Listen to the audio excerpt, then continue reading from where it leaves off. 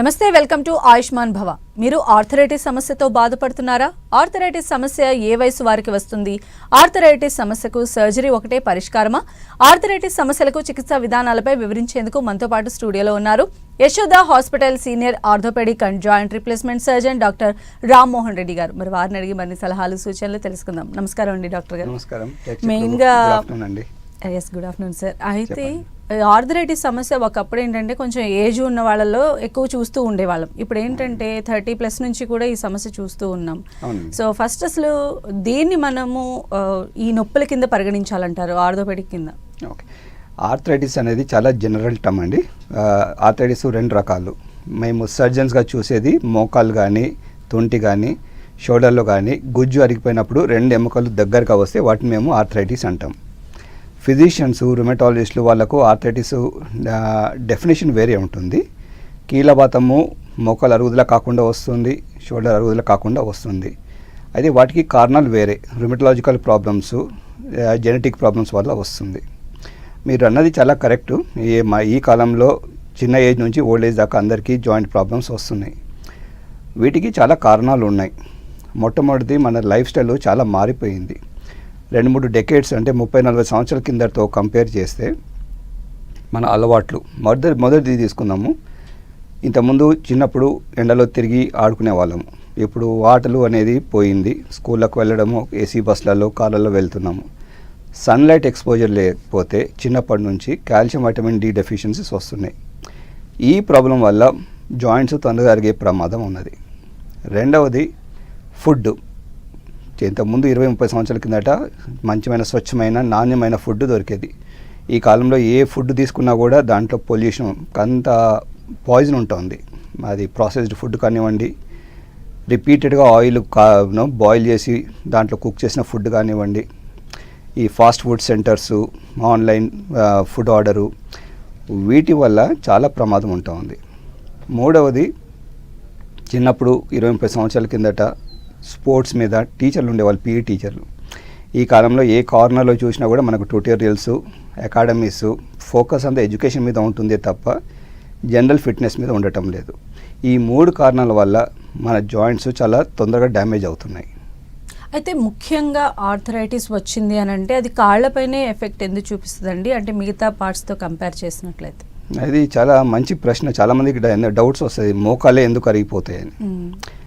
Western కంట్రీస్లో hip joint arthritis చాలా common. దానికి ఒక జెనెటిక్ కారణం ఉన్నది. ఇండియాలో మోకాల ఆర్థరైటిస్ 90% ఆడవాళ్ళలో ఉంటా ఉంది. తుంటి మన దేశంలో జెనెటిక్ ప్రాబ్లమ్స్ అంతగా లేవు కాబట్టి హిప్ ఆర్థరైటిస్ అంతగా చూడము. అలానే షోల్డర్స్ కానివ్వండి, ఎల్బోస్ కానివ్వండి, అంత సాధారణం కాదు. మనం ఎక్కువసేపు నిలబడి పని చేసుకుంటాం కాబట్టి తుంటి కాకుండా మోకాల మీద ఎక్కువ లోడు పడుతుంది. దీనివల్ల 90% పేషెంట్స్ ఆడవాళ్ళే ఉంటున్నారు. ఈ ఆడవాళ్ళలో చాలా common reasons hormonal changes, early menopause, ఇదొక కారణము. మన దేశంలో ఇంకొక అలవాటు ఏంటంటే ఆడవాళ్ళు ఫుడ్ లేట్గా తీసుకోవడము, జనరల్ హెల్త్, ఫ్యామిలీ రీజన్స్ వల్ల కానీ, ఇంటి పనుల వల్ల కానీ వాళ్ళ సొంత హెల్త్ చూసుకోకుండా తొందరగా డ్యామేజ్ చేసుకుంటున్నారు జాయింట్స్ని. ఓకే, అయితే ఇందులో కూడా 2 రకాలు ఉంటాయని వింటూ ఉంటాం, అంటే రుమటాయిడ్ కానీ గౌట్. సో ఎందుకు సార్ ఈ డిఫరెన్షియేషన్ ఏంటి, ఈ రెండింటి మధ్య ఉన్నటువంటి తేడా ఏంటి? ఓకే, ఎండ్ పాయింట్ అంటాం మేము. అంటే ఆర్థరైటిస్ ఎప్పుడైతే ఎముకలు 2 దగ్గరగా వచ్చి గుజ్జు మొత్తం అరిగిపోయినప్పుడు దాన్ని ఆర్థరైటిస్ అంటాం. ఇది వయసు వల్ల వస్తే దాన్ని ప్రైమరీ ఆర్థరైటిస్ అని అంటాం. మిగతా అన్ని కారణాలు, అది యాక్సిడెంట్స్ వల్ల కావచ్చు, ఇన్ఫెక్షన్స్, మీరు అన్నారు కీలవాతం, రుమటాలజీ ప్రాబ్లమ్స్, ఎస్ఎల్ఈ కానీ, యాంకలోజింగ్ స్పాండిలైటిస్ కానీ, ఇవి జెనెటిక్ ప్రాబ్లమ్స్ వల్ల వచ్చే ఆర్థరైటిస్. వీటిల్లో మొదట జాయింట్ చుట్టూన కండరము వాపు ఉంటుంది, సైనోవియం అని, అది సైనోవైటిస్ వస్తుంది. ఆ వాపు వచ్చి మెల్లమెల్లగా కార్టిలేజ్ని డ్యామేజ్ చేస్తూ పోతుంది. ఎప్పుడైతే కార్టిలేజ్ మొత్తం డ్యామేజ్ అయ్యి ఆ 2 ఎముకల దగ్గరకు వస్తాయో అది కూడా ఆర్థరైటిసే. అయితే దీన్ని సెకండరీ ఆర్థరైటిస్ అంటాం. అంటే దీనికి ఒక కారణం ఉన్నది. వయసుతో వచ్చే వాటికి కారణం లేదు కాబట్టి ప్రైమరీ ఆర్థరైటిస్ అని చెప్తామండి. ఓకే, ఈ సెకండరీ ఆర్థరైటిస్ని మనం ఎక్కడెక్కడ చూడొచ్చు అంటారు, అంటే ఎవరి నుంచి ఎక్స్పెక్ట్ చేయొచ్చు మనం ఇప్పుడు ఉన్నటువంటి రోజుల్లో?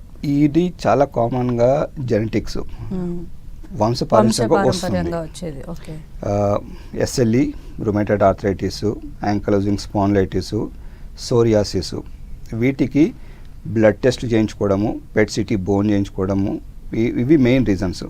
కొంతమందిలో జెనెటిక్ మ్యూటేషన్ వల్ల అంతకుముందు యాన్సిస్టర్స్లో లేకపోయినా కూడా ఫస్ట్ టైం పిల్లల్లో రావచ్చు. వాటిని జూవినల్ ఆర్థరైటిస్ అని అంటాం. ఫస్ట్ టైం ఇంతకుముందు మా వంశంలో ఎవరికి లేదని అంటారు, అయి ఉండొచ్చు. మన బాడీలో జీన్స్ ఎప్పుడైతే మ్యూటేట్ అవుతుందో అక్కడి నుంచి మళ్ళీ ప్రాసెస్ స్టార్ట్ అవుతుంది. నెక్స్ట్ జనరేషన్స్ ఎఫెక్ట్ అయ్యే ఛాన్స్ ఉండదండి. ఓకే, అయితే ఇందులో మనం చూసినట్లయితే మోకాలు అరిగిపోయినప్పుడు ఏంటంటే వెంటనే సర్జన్ దగ్గరికి వెళ్ళిపోవడమో లేదా ఆర్థోపెడిక్ స్పెషల్ దగ్గరికి వెళ్ళిపోవడమో చేయరు జనరల్గా. సో వాళ్ళు ఏంటంటే నార్మల్ మెడిసిన్ యూస్ చేస్తూ ఉంటారు. సో అలాంటి వారందరికీ మీరు ఏం చెప్తారండి? ఏ స్టేజ్లో ఉన్నప్పుడు మనం సరైనటువంటి ఆర్థోపెడిక్ని సంప్రదించాల్సి ఉంటుంది? చాలా మంచి question.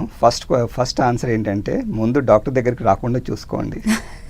Prevention is better than cure అంటాం. సో ఫస్ట్ వెయిట్ కంట్రోల్ చూసుకోవాలి, ప్రోటీన్ డైట్ తీసుకోవాలి, సాధ్యమైనంత వరకు వైటమిన్ లోపాలు లేకుండా చూసుకోవాలి. మనకు చాలా లగ్జరీస్, కంఫర్ట్ స్టైల్ అలవాటు అయిపోయింది. ఆ ప్యాటర్న్, ఆ రొటీన్ బిహేవియర్ మార్చుకొని solid food, proper protein diet, exercises. Young ఏజ్లో ఒక రకమైన ఎక్సర్సైజెస్ ఉంటాయి, ఏజ్ ఎక్కువ ఇంకొక టైప్ ఆఫ్ ఎక్సర్సైజెస్ ఉంటాయి. ఇవన్నీ చేసుకుంటూ ఉంటే మనకు ఆర్థరైటిస్ కొంచెం డిలే చేయొచ్చు. మనం ఎక్కువ కాలము జీవించి ఉంటే ఆర్థరైటిస్ మాత్రం 100% వస్తుంది. మనం ఎంత సాధ్యమైతే అంత పోస్ట్పోన్ చేసుకోవడానికి ట్రై చేయాలి. సెకండ్ క్వశ్చన్, ఆర్థరైటిస్ వస్తే ఏం చేయాలి? మన డైలీ యాక్టివిటీస్ సఫర్ అవుతున్నాయా లేదా అనేది ఫస్ట్ క్వశ్చన్. అంటే ఒక చోట 10-15 నిమిషాలు నిలబడగలుగుతున్నామా లేదా? రాత్రి నిద్ర డిస్టర్బ్ అవుతుందా నొప్పి వల్ల? ఇవి రెండు చాలా ఇంపార్టెంట్. ఎప్పుడైతే ఇవి సఫర్ అవుతున్నాయో దాని అర్థం ఏంటంటే మన ఆర్థరైటిస్ చాలా అడ్వాన్స్డ్ స్టేజ్కి వెళ్ళిపోయింది అని అర్థం. ఈ స్టేజ్లో డాక్టర్ని సంప్రదిస్తే దాని ప్రకారం ఎక్స్రేలు తీసుకోవాలా, ఎంఆర్ఐ తీసుకోవాలా, దీనికి మెడిసిన్స్ పనిచేస్తాయా, ఆపరేషన్ అవసరమా అనేది చెప్పగలుగుతాం. అయితే ఈ ఈళ్ళ మధ్యలో ఉండేటువంటి ఈ జెల్స్ ఏదైతే లూబ్రికెంట్స్ ఉన్నాయో అవి సప్రెస్ అయిపోవడానికి రీజన్స్ ఏమై ఉండొచ్చు అండి? వాటిని మళ్ళీ మనం ఫుల్ఫిల్ చేయొచ్చునా? ఓకే, ఇది చాలామందికి అపోహ ఉంది, మాకు లూబ్రికెంట్ తక్కువైపోయింది, జెల్ తక్కువైపోయింది. దీనికి చాలా క్లియర్ ఆన్సర్ ఏంటంటే మనకు ఎముక ఉంటుంది, ఎముక కింద ఒక లేయర్ ఉంటుంది. ఇప్పుడు మీరు ఒక గోడ తీసుకుంటే బ్రిక్స్ ఉంటాయి, దాని మీద ఒక ప్లాస్టర్ ఉంటుంది. ఈ ప్లాస్టర్ అనేది కార్టిలేజ్. ఇక్కడ లూబ్రికెంట్ అనేది కాదు, జెల్ అనేది కాదు. కార్టిలేజ్ అనేది ఒక 1 సెంటీమీటర్ థిక్ స్ట్రక్చర్. ఈ 1 సెంటీమీటర్ స్ట్రక్చర్ ఎప్పుడైతే తక్కువ అవుతూ పోతుందో అది ఆర్థరైటిస్. దీని అరుగుదల మనం స్టాప్ చేయలేం, అది ఇర్రివర్సిబుల్ ప్రాసెస్. వయసు పెరిగే కొద్దీ ఎముకల్లో గ్రోత్ పొటెన్షియల్ తక్కువ అవుతుంది, అప్పుడు కార్టిలేజ్ రీజనరేషన్ కూడా తక్కువ అవుతుంది. సో ఇది వన్ వే ప్రాసెస్. ఇది ప్రేక్షకులు చాలా క్లియర్గా గమనించాలి. పేపర్లో చాలా యాడ్స్ చూస్తూ ఉంటాము, ఈ ఇంజెక్షన్ ఇస్తే కార్టిలేజ్ వస్తుంది, ఈ మ్యాగ్నెటిక్ థెరపీ చేస్తే వస్తుంది, సర్జరీ చేసుకుంటే డ్యామేజ్ అవుతుంది, కాబట్టి మీరు నాన్ ఆపరేటివ్ ట్రీట్మెంట్కి వెళ్ళండి అని. ఇవన్నీ మార్కెటింగ్ యాడ్స్ తప్ప ఇంకేం కాదండి. అలానే కొంతమందిలో మనం ఎముకలు పెళుసుబారిపోవడము, బ్రేక్ అయిపోవడము అవి కూడా చూస్తూ ఉంటాము. అవి కూడా ఈ ఆర్థరైటిస్ కిందే వస్తాయంటారా? లేదు, ఇవి రెండు సపరేట్ ప్రాబ్లమ్స్. ఒకటి ఆర్థరైటిస్. ఆర్థరైటిస్ అంటే జాయింట్ ప్రాబ్లం, ఎక్కడైతే కార్టిలేజ్ అరిగిపోతుందో దాన్ని ఆర్థరైటిస్ అంటాం. ఇంకొకటి ఆస్టియోపోరోసిస్, అంటే ఎముకలు మెత్తపడ్డం. ఇది ఎవరికి వస్తుంది? మన దేశంలో 99% ఆడవాళ్ళలో వస్తుంది. అది మెనోపాజ్ కాకముందు ఈస్ట్రోజన్, ప్రొజెస్టరాన్ హార్మోన్స్ ఉంటాయి, అవి ఆడవాళ్ళకు డిఫెన్స్ మెకానిజం. మెనోపాజ్ ఏజ్కి ముందు వాళ్ళ ఎముకలకు ప్రాబ్లం ఏమీ రాదు. ఎప్పుడైతే మెనోపాజ్ స్టార్ట్ అవుతుందో 40sలో ఎముకలు మెత్తబడ్డం స్టార్ట్ అవుతుంది. సో ఆ ఏజ్లో ఎక్సర్సైజెస్ చేయడము, ప్రోటీన్ ఫుడ్ తీసుకోవడం అలవాటు చేసుకోవాలి, లేకపోతే బోన్స్ మెత్తపడి ఫ్రాక్చర్ అయ్యే రిస్క్ ఎక్కువ మీరు అన్నట్టు. అయితే ఆర్థరైటిస్ ప్రాబ్లం వేరే, ఆస్టియోపోరోసిస్ ప్రాబ్లం వేరే అండి. ఓకే, విమెన్లో మనం ఎందుకు దీన్ని ఎక్కువ చూడాల్సి వస్తుందంటారు ప్రస్తుత పరిస్థితుల్లో? అంటే మేబీ ఆఫ్టర్ డెలివరీస్లోనే ఈ సమస్య బాగా ఎక్కువ అవుతుందని అనుకోవచ్చా? ఆడవాళ్ళల్లో in general from menarche puberty నుంచి హార్మోనల్ ప్రాబ్లమ్స్ ఉంటాయి. అది పీసీఓడి కావచ్చు, జనరల్ హార్మోనల్ ఇంబ్యాలెన్స్ కావచ్చు. ఆఫ్టర్ డెలివరీ ఇంకా హార్మోనల్ ఇంబ్యాలెన్స్ ఎక్కువ అవుతుంది. ఆ తర్వాత ఇన్ జనరల్ ఇంట్లో పనులకు టైం కేటాయించడము, దానివల్ల జనరల్ హెల్త్ స్పాయిల్ చేసుకోవడము అదొక కారణం. హార్మోనల్ చేంజెస్ మెనోపాజ్ మనం స్టాప్ చేయలేం. సో ఇప్పుడు మీకు ఇండియాలో ఆడవాళ్ళకు లేట్ 30s ఎర్లీ 40s నుంచి స్టార్ట్ అవుతుంది. ఆస్టియోపోరోసిస్ మెనోపాజ్ స్టార్ట్ కాకముందు ఒక 5-10 years ముందు నుంచి మీరు వర్కౌట్స్ చేయడం మొదలెడితే ఆ ప్రాబ్లమ్ని కొంచెం మనం డిలే చేయగలుగుతాం. And that is a big point మన దేశంలో అందరూ మిస్ అవుతున్నారు. ఎస్పెషలీ ఉమెన్ వర్క్ ఫోర్స్ కానివ్వండి, మీరు ఇన్ జనరల్ చూస్తే బ్రేక్ఫాస్ట్ 10కో 11కో స్టార్ట్ అవుతుంది, లంచ్ 3-4 స్టార్ట్ అవుతుంది, ఇంకా డిన్నర్ అంటే 10-11 అవుతుంది. ఇవి మన ఆరోగ్యానికి మంచిది కాదు. పల్లెటూళ్ళు చూస్తారు రైతులు, వాళ్ళు 5 గంటలకు బ్రేక్ఫాస్ట్ చేస్తారు, 12 o'clock లంచ్, సన్సెట్ అంటే సంధ్యా సమయం కాకముందరే డిన్నర్ చేస్తారు. అందుకే వాళ్ళు అంత ఆరోగ్యంగా ఉన్నారు. అంటే మన దగ్గర ఎగ్జాంపుల్స్ ఉన్నాయి, కానీ మనం మర్చిపోతాం. డే టు డే స్ట్రెస్సెస్లో మిగతా కారణాలు చాలా ఉన్నాయి. సో ఈ వీటి వల్ల మన దేశంలో ఆడవాళ్ళ సఫరింగ్ చాలా ఎక్కువగా ఉన్నది. ఎస్పెషలీ మోకాలు, తర్వాత నడుము నొప్పి, స్పాండిలైటిస్ చాలా ఎర్లీ ఏజ్లో చాలా సివియర్ పెయిన్ వచ్చి సఫర్ అవుతున్నారు. ఓకే, అయితే ఇప్పుడు ఇనీషియల్ స్టేజెస్లో పెయిన్ కిల్లర్స్ యూజ్ చేయడం ఎంతవరకు కరెక్ట్ అంటారు ఈ ప్రాబ్లంకి, అంటే కీళ్ళ నొప్పులకి సంబంధించి? ఇక్కడ ఈ పెయిన్ కిల్లర్స్ అనేది కొన్ని మంచి ట్యాబ్లెట్లు ఉన్నాయి, కొన్ని మంచి ట్యాబ్లెట్లు లేవు. ప్రేక్షకులు గమనించాల్సిందంటే వాళ్ళు ఏం ట్యాబ్లెట్లు వాడుతున్నారు అనేది చాలా క్లియర్గా చెక్ చేసుకోవాలి. కొన్ని ట్యాబ్లెట్స్ NSAIDs అంటాం, అటువంటి ట్యాబ్లెట్స్ 3 to 5 days వాడాలి, గ్యాప్ ఇవ్వాలి, మళ్ళీ తీసుకోవాలి. కొన్ని ట్యాబ్లెట్స్ ఉన్నాయి, ఎన్ని నెలలు తీసుకున్నా ప్రాబ్లం లేదు. డాక్టర్ని కన్సల్ట్ చేసిన తర్వాత ఏ ట్యాబ్లెట్ వాడాలి అనేది వాళ్ళు డిసైడ్ చేసుకోవాలి.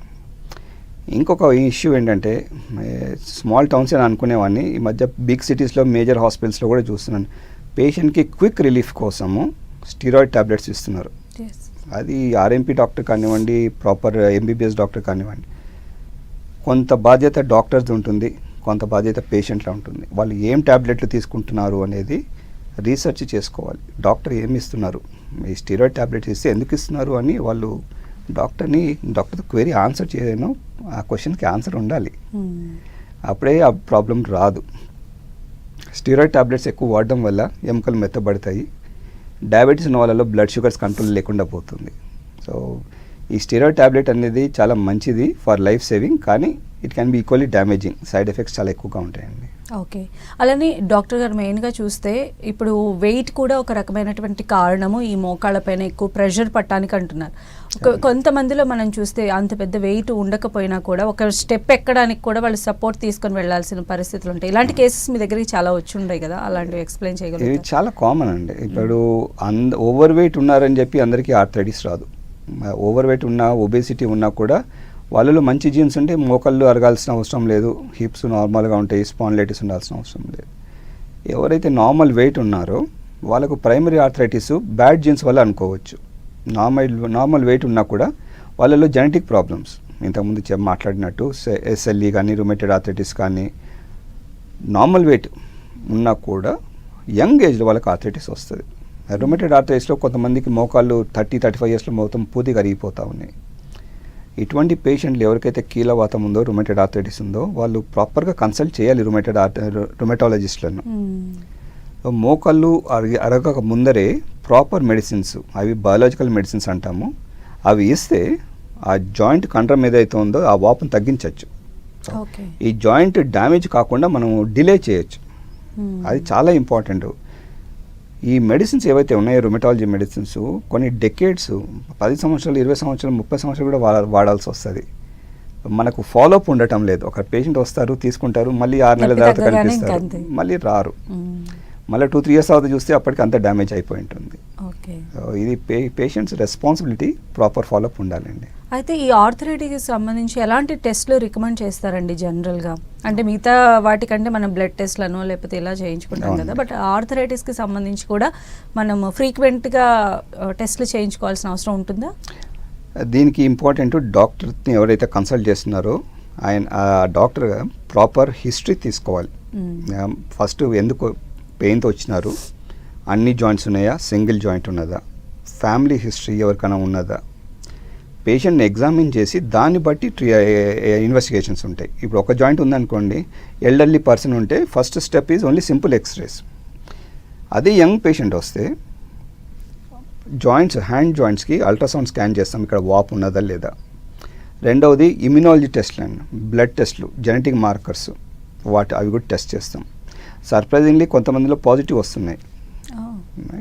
మాకు ఫ్యామిలీస్లో ఎవరు లేదన్నారు అయినా కూడా టెస్ట్ చేస్తే పాజిటివ్ వస్తే అప్పుడు మేము రుమటాలజిస్ట్కి రెఫర్ చేస్తాం. ఈ ultrasound scan, blood test negative ఉంటే పెట్ సిటీ బోన్ చేపిస్తాం. చాలామంది పేషెంట్లు పెట్ సిటీ బోన్ అంటే భయపడతారు, మాకు క్యాన్సర్ ఉందా అని. కాదు, పెట్ సిటీ అనేది చాలా సొఫిస్టికేటెడ్ టెస్ట్ అండి. ఈ పెట్ సిటీలో జాయింట్లో ఎక్కడన్నా వాపు ఉంటే పట్టేసుకుంటుంది, దాన్ని బట్టి ట్రీట్మెంట్ మారుతుంది. సో స్టెప్ వైజ్ ట్రీట్మెంట్ చేసుకోవాలి. అదంతా పేషెంట్ హిస్టరీ తీసుకొని ఎగ్జామిన్ చేసి దాని ప్రకారం టెస్ట్లు చెప్తాం. ఓకే, ఇప్పుడు ఆర్థరైటిస్ ఇనీషియల్ స్టేజ్లో ఉన్నారనుకోండి సార్ ఒక పేషెంట్, వాళ్ళు కనుక ఇప్పుడు మీరు చెప్పినట్లు అంటే విటమిన్ డెఫిషియన్సీస్ లైక్ కాల్షియం అవ్వచ్చు, డి అవ్వచ్చు, ఇలాంటి సప్లిమెంట్స్ని తీసుకోవటం ద్వారా ఈ స్టేజ్ నుంచి వాళ్ళు ఇంకా వర్స్ట్ స్టేజ్కి వెళ్లకుండా ప్రివెంట్ చేయొచ్చా ఇనీషియల్ స్టేజెస్లో? ఎవరికైతే ఎర్లీ ఆర్థరైటిస్ ఉందో వాళ్ళు కొన్ని రూల్స్ డైలీ లైఫ్లో పాటిస్తే ఆ ఆర్థరైటిస్ని స్లో డౌన్ చేయొచ్చు. స్టాప్ చేయలేం, రివర్స్ చేయలేం. ఇప్పుడు మ్యారథాన్ రన్నర్స్ ఉంటారు, స్పోర్ట్స్ పీపుల్ ఉంటారు, వాళ్ళకు ప్యాషన్ అది ఆడడం. చాలా క్లియర్గా చెప్తాం, మీకు గ్రేడ్ 1 గ్రేడ్ 2లో ఉన్నది ఇట్నే కంటిన్యూ ఆడుతూ పోతే ఆర్థరైటిస్ యాక్సిలరేట్ అయ్యి మీకు మోకాల మార్పిడి కానీ మేజర్ సర్జరీ ప్రొసీజర్స్ కానీ అవసరం అవుతుంది. సో లైఫ్ స్టైల్ చేంజ్ చేసుకోవాలి. ఇప్పుడు రన్నర్స్ ఉన్నారు, టెన్నిస్ ప్లేయర్స్ ఉన్నారు, 20s 30sలో మన జాయింట్ కార్టిలేజ్లో నీరు బాగా ఉంటుంది కాబట్టి అది కుషన్. అది ఏజ్ పెరిగే కొద్దీ ఆ కార్టిలేజ్లో వాటర్ తగ్గుతుంది. సో 20sలో ఆడినట్టు 40sలో ఆడుతానంటే ఎట్లా కుదురుతుంది? కుదరదు. సో స్విచ్ ఓవర్ అని చెప్తాం, అంటే non weight bearing exercise, cycling, swimming. మీకు కావాల్సింది ఫిట్నెస్సే, ఏ స్పోర్ట్ అన్నా తీసుకోండి, but don't do jumping, heavy duty running. ఇంకోటి ఏంటంటే ట్రెడ్మిల్, వాకింగ్ పర్లేదు, మళ్ళీ అగైన్ హెవీ డ్యూటీ రన్నింగ్ చేయొద్దని చెప్తాం. These are very important. అంటే బోన్ అరుగుదల ఎక్కువైపోతుంది, బోన్ లోపల వాపు, బోన్ మ్యారో ఎడిమా అంటాం. దీనివల్ల ఆర్థరైటిస్ ప్రోగ్రెస్ అయ్యి అర్లీ స్టేజ్లో నీ replacements, hip replacements, shoulder problems, వాటికి సర్జరీలు అవసరం అవుతాయి. సో మన ఏజ్ బట్టి మన ఫుడ్ కానీ, ఫిట్నెస్ కానీ, వైటమిన్ సప్లిమెంట్స్ కానీ ఇవి మార్చుకుంటూ పోతే ఎక్కువ ప్రాబ్లం రాదు. Okay, as a orthopaedic surgeon sir, అంటే చాలా మంది కూడా నీ రీప్లేస్మెంట్ అంటే ఎస్పెషల్లీ చాలా భయపడుతూ ఉంటారు. నీ రీప్లేస్మెంట్ సర్జరీస్ అనగానే ముందు కంగారు పడుతూ ఉంటారు. సో దానికి చాలా మంది వెనకడుగు కూడా వేస్తూ ఉంటారు, సమస్య ఇంకాస్త తీవ్రం చేసుకుంటూ ఉంటారు. సో మీరు చెప్పండి సార్, అలాంటి వాళ్ళకి మీరు ఎలాంటి గైడెన్స్ ఇస్తారు నీ రీప్లేస్మెంట్ సర్జరీకి సంబంధించి? ఫస్ట్ ఆఫ్ ఆల్ పేషెంట్స్ వాళ్ళ ప్రాబ్లం యాక్సెప్ట్ చేయాలి. అంటే గ్రేడ్ 4 ఆర్థరైటిస్ అంటే 100% మరిగిపోయిందని. మనం ఎప్పుడైతే మన ప్రాబ్లం యాక్సెప్ట్ చేస్తామో ఆ తర్వాత ట్రీట్మెంట్ ఆన్సర్స్ దొరుకుతాయి. చాలామంది ఏ విధంగా సరే నేను సర్జరీ అవాయిడ్ చేయాలి అని ఆలోచిస్తారు. దానికి magnetic therapy, PRP injections, visco supplements, వీటికి లక్షల్లో ఖర్చు అవుతుంది. సైంటిఫిక్ ఎవిడెన్స్ ప్రకారము అడ్వాన్స్డ్ ఆర్థరైటిస్ వచ్చిన తర్వాత ఈ నాన్ ఆపరేటివ్ ట్రీట్మెంట్కి 0 రోల్ అండి. ఎవరైతే ఇంజెక్షన్స్ ఇస్తున్నారో పిఆర్పి ఇంజెక్షన్స్, చాలామంది వాళ్ళు సర్జన్స్ కారు. వాళ్ళకు ఒక క్లినికల్ ఎవిడెన్స్ ఈ ఆర్థరైటిస్ వల్ల ప్రాబ్లం ఉన్నది, ఇది స్ట్రక్చరల్ ప్రాబ్లము అని పేషెంట్స్కి ఎక్స్ప్లెయిన్ చేయకుండా పిఆర్పి ఇస్తే మీకు 100% మళ్ళీ నయం అవుతుందని చెప్తారు. వీటిని పేషెంట్లు రీసెర్చ్ చేసుకోవాలి.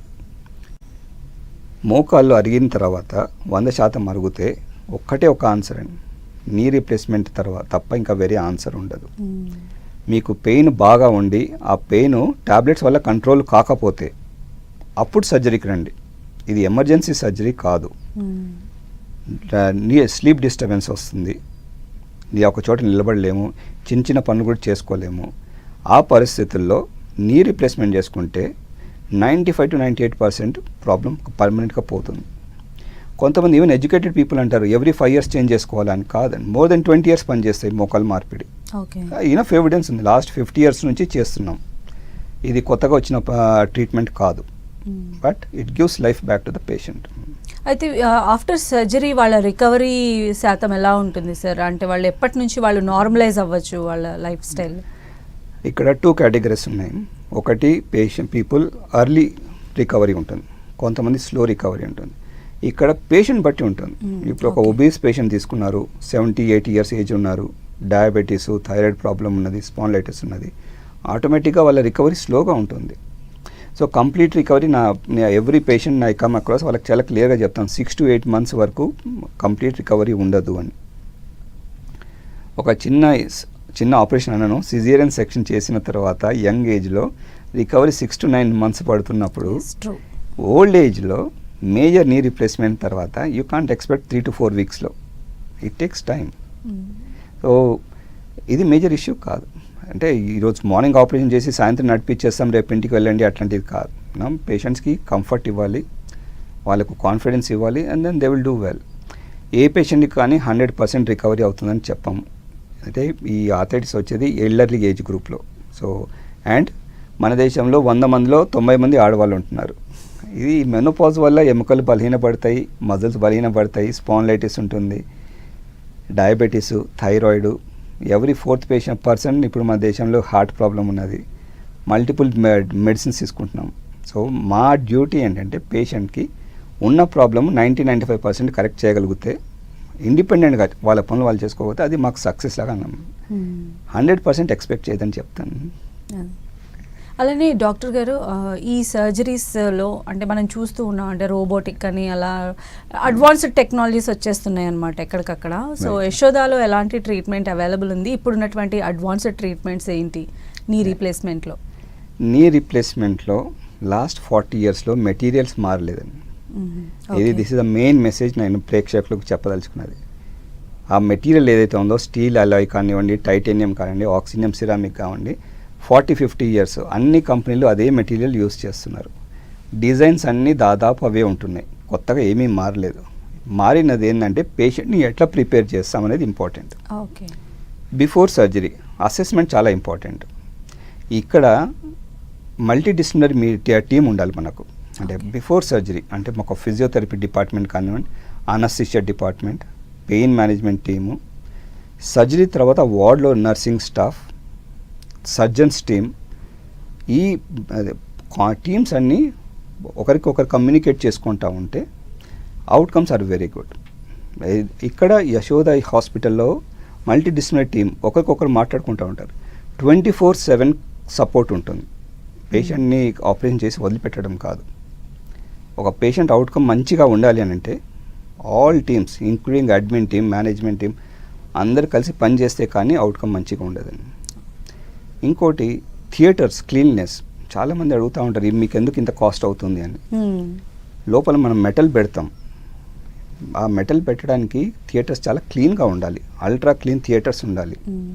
So unless you got 4 levels of protective mechanism థియేటర్స్లో ద రిస్క్ ఆఫ్ ఇన్ఫెక్షన్స్ ఎక్కువగా ఉంటాయి. ఓకే, ఇంకోటి ఎల్డర్లీ పేషెంట్స్లో చేస్తాం కదా, వాళ్ళకు కార్డియాలజీ సపోర్ట్ ఉండాలి. ఒక్కోసారి injuries, vascular injuries, nerve injuries, వీటిని ట్యాకిల్ చేయడానికి మాకు స్టాండ్ బై సర్జన్స్ కావాలి. Vascular surgeons, plastic surgeons, neurology, neuro surgeon teams. So only a big proper unit, tertiary referral అంటాం, with a teaching background. So that we provide యశోదలో. So not a single patient is neglected. జూనియర్స్కి ఎవరికి వదిలిపెట్టాం. All senior doctors are there 24/7. So and that is a responsibility.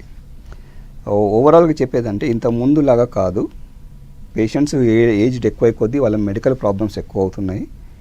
అటువంటి అప్పుడు అందరు డాక్టర్లు కలిసి పనిచేస్తేనే పేషెంట్కి 100% మనం బెనిఫిట్ చేయగలుగుతాం. థ్యాంక్ యూ సో మచ్ అండి డాక్టర్ గారు. Thank you. ఇది వాళ్ళ ఆయుష్మాన్ భవ. చూస్తూనే ఉండండి 10 TV.